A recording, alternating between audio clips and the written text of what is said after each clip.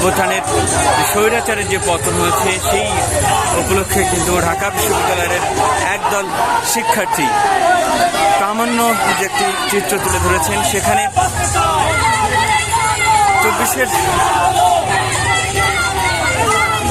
যে গণ অভ্যুত্থান, পাশাপাশি ঠিক স্বৈরাচারের যে অবস্থা সেই বিষয়গুলো তুলে ধরা হয়েছে। এখানে একটি আয়নাঘর এবং সেই আয়নাঘরটি ভেঙে একেবারে শেষ করে ফেলছে এই শিক্ষার্থীরা।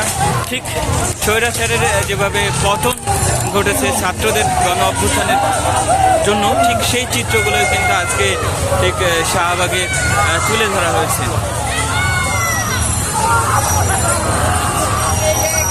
আমরা দেখছি এখানে একটি প্রতীকী আয়নাঘর করা হয়েছিল এবং সেখানে ঠিক গণ অভ্যুত্থানের পর যেভাবে 24-এর গণ অভ্যুত্থানের পর ঠিক শিক্ষার্থীরা সেই আয়নাঘর থেকে তাদের স্বজনদেরকে নিয়ে আসার চেষ্টা করেছিল, তেমনিভাবে একটি প্রতীকী আয়নাঘর এখানে রাখা হয়েছে। সেই প্রতীকী আয়নাঘরের ভিতরে শিক্ষার্থীরা ঠিক তাদের স্বজনদের যে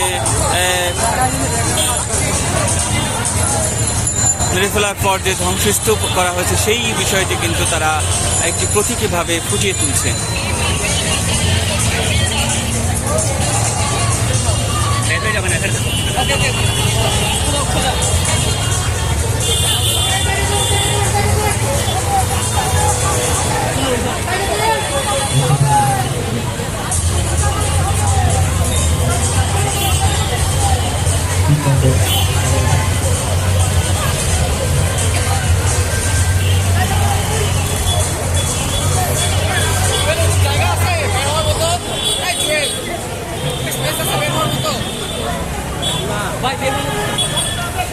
এখানে